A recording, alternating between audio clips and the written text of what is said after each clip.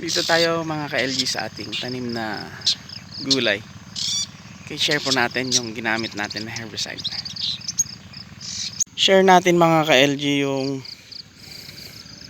pina-sprayhan natin ng herbicide kay Manong Ray sa pagitan ng bell pepper, kalamansi, sitaw. Okay. Ito po siya. Nanilaw na po. So mga 3 days nitong na-sprayhan. Ito na po yung result.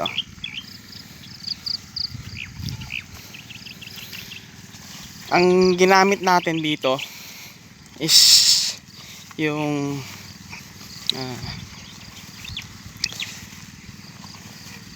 glufosinate. Okay. Contact herbicide. Hindi siya nakakasira sa ating tanim na kalamansi, bell pepper. Make sure po na hindi mahangin.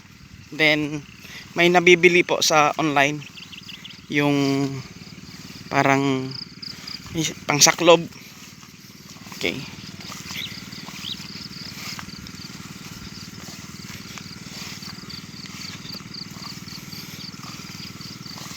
Mainam po itong panlinis. Okay.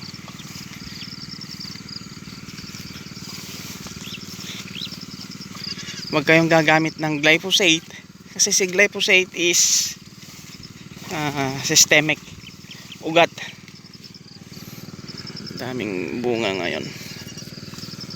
Yan.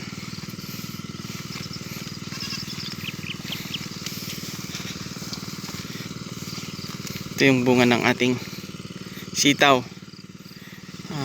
Matanda na, pang 20 harvest na, lumalaban pa rin.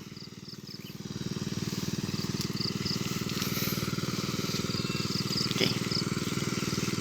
Balik tayo sa glufosinate. Okay. Mainam itong panglinis, kumbaga with control, lalo na pag masukal. So ginagamit din natin ito dati sa ating papaya. Maganda siya. Wala akong nakitang side effect sa pagpapabunga. Hindi na apektahan yung production. Kasi yun yung importante po, yung growth ng ating tanim. Kung naapektuhan yung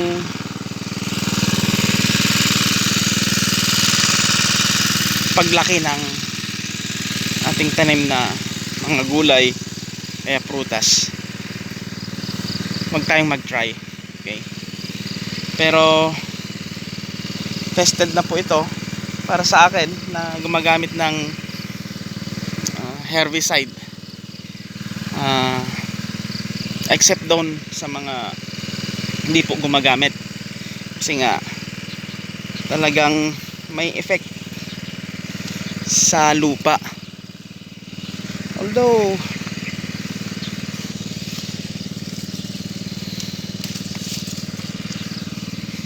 i-rejuvenate ulit natin, pang rejuvenate naman, unless kung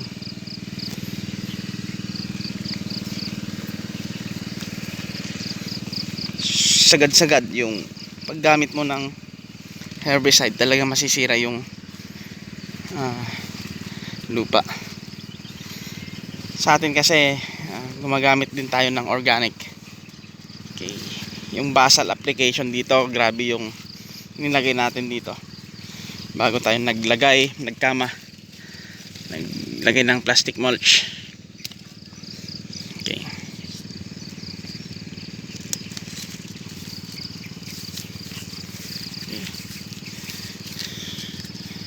Maganda pala mga ka-LG, naobserbahan ko dito sa ating sitaw, share ko lang din.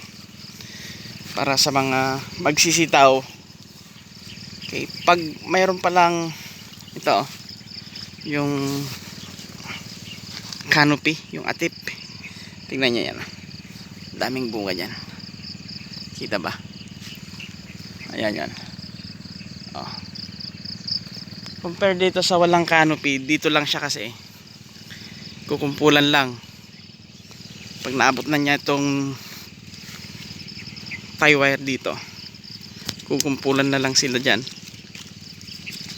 Unlike sa may canopy, may trellis sa taas, makakagapang pa. Okay. Nag-try tayo ng ampalaya. Ayan. May paisa-isang ampalaya tayo rito. Ito yung F2, yung binuto lang. F2 ng mistisa, F1. Kaya F1 yung pinagkunan natin. Ngayon naging F2 na. Okay.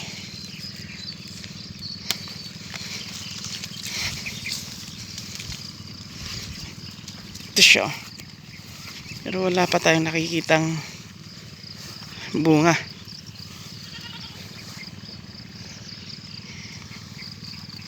Okay.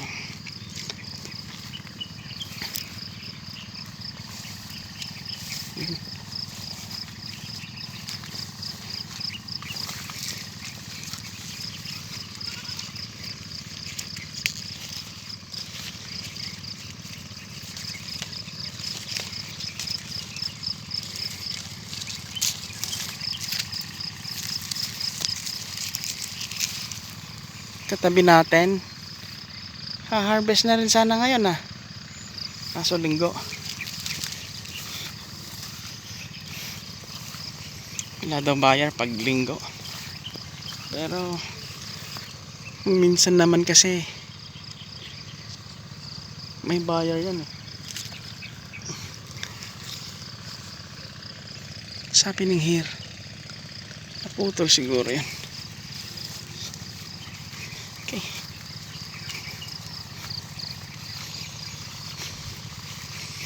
Medyo may edad na tong ating sitaw mga ka-LG, pero lumalaban pa rin, no? Dami pa rin bunga. Ayan, ang palaya.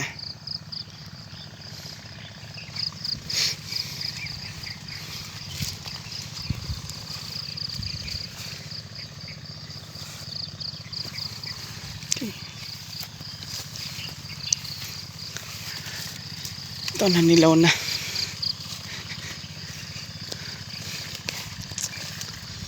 Nanilaw na. Ito may trellis. Yun nga lang, dapat itaas mo ito para yung ipipitas yung dadaan malwan, medyo mababa kasi yung gapangan ng ating sitaw mga ka-LG. Hindi natin tinaas. Dapat tinaas natin noon para malwan.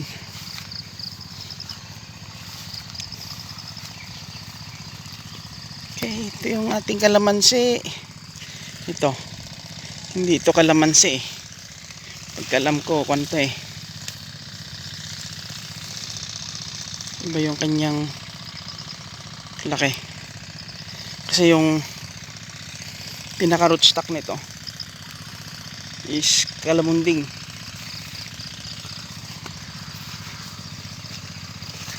Pag mahaba yung tinik, kalamunding yon, pero ito tignan natin later on.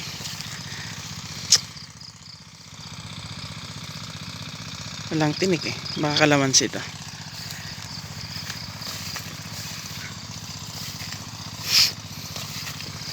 Ito kalamunding to.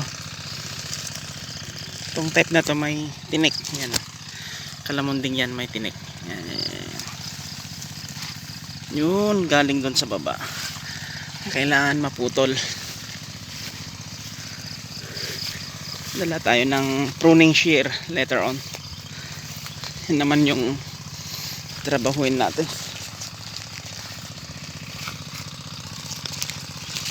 Kasi pag itak, mamaya mataga mo yung main na puno niya, lalong masisira. Okay, masukal. Ayan, nagpa with control tayo. Ayan. Yun. Ito na. Ito na.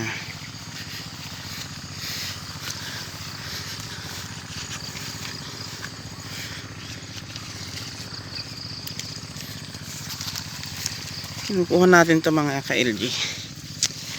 Okay, tipid tips. Hindi tayo nagdadamot sa impormasyon. Yung buto nito, sitaw, yung natuyo na, pwede nating iulit to na itanim. Wala namang F1 na sitaw kasi open pollinated po ito eh, OPB, kaya pwede siyang iulit base sa ating experience. Yung inulit natin noon magaganda rin, pero depende sa buto. Okay, ang tanim, hindi lahat ng nabibiling buto then yung natuyo is tanim mo ulit. May mga varieties po, may mga types ng halaman na pag inulit mo, I'm talking to the large scale, pero pag sa mga backyard lang, konti-konti lang, pwede naman siguro. Like sa ampalaya, ito F2 ito. So pag F1 kasi, tignan natin to. Pag F1 kasi, pag ganito na yung kahaba ng vine nya, supposed to be may bunga na siyang lumalabas. Ito madalang may bunga na siyang isa, pero madalang. Dito pa lang kasi yung F1, dito pa lang may bunga na yan, yung unang bunga. Pataas marami na sana to, kaso dito na yung vine nya. Yan yung vine nya dito, doon yung puno, wala pang bunga. So imagine niyo po, pag nag large scale kayo at ganito yung tinanim niyo, failure. Instead na harvest ka na, nihintay mo pang bubunga kung kailan.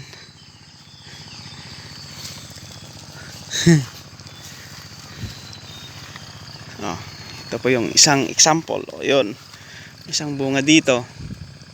Dapat sana sunod-sunod yan na bunga bawat nodes. Karakteristik ni Mistesa ganon eh, tsaka si Galaxy Max, Galaxy F1. Yan, dito pa lang sa puno namumunga na. So imagine that, pag binuto yung itatanim, hindi bubunga ng maayos pag ampalaya. Pero pag sisitaw, proven and tested na po, kahit ilang ulit mo yan, bubutuin, bubunga at bubunga, kasi open pollinated po siya. Unlike yung ampalaya F1 hybrid. Okay, namimili sila ng, mayroon silang mother plant na nagkukunan, male tsaka female, pinag-aasawa, kagaya sa ating mais. Yan, ayun, si mais naman, hindi mo rin pwedeng itanim yung na-harvest mo na commercial.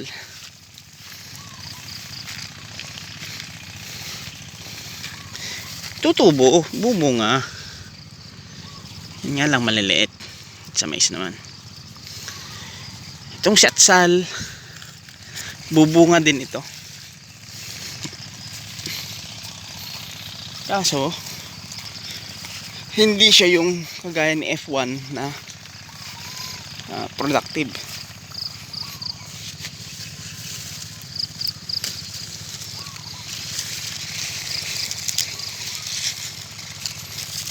Try din tayo niyan, pero hindi maganda yung resulta.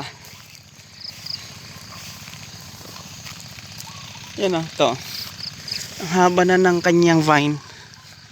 Ito may kalaban, na yung mites, thrips, aphids. Yan, wala pa, wala pang bunga. Dapat sana to marami na pag ganitong mahaba na yung kanyang mga vine.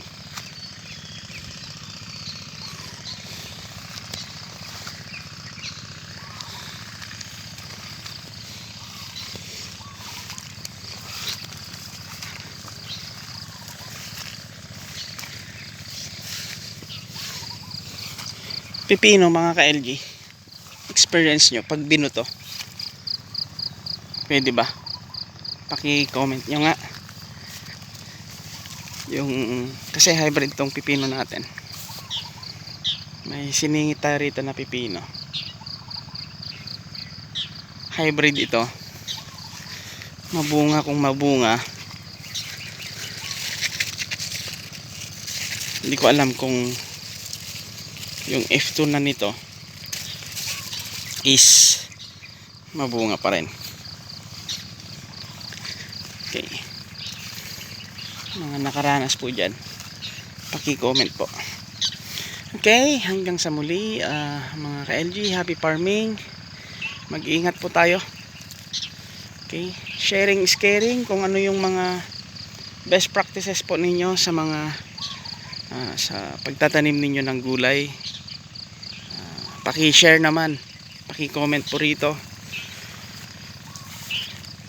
Okay, wag po tayong madamot sa mga idea, kasi nga bigay sa atin ng Diyos, huwag nating ipagkait.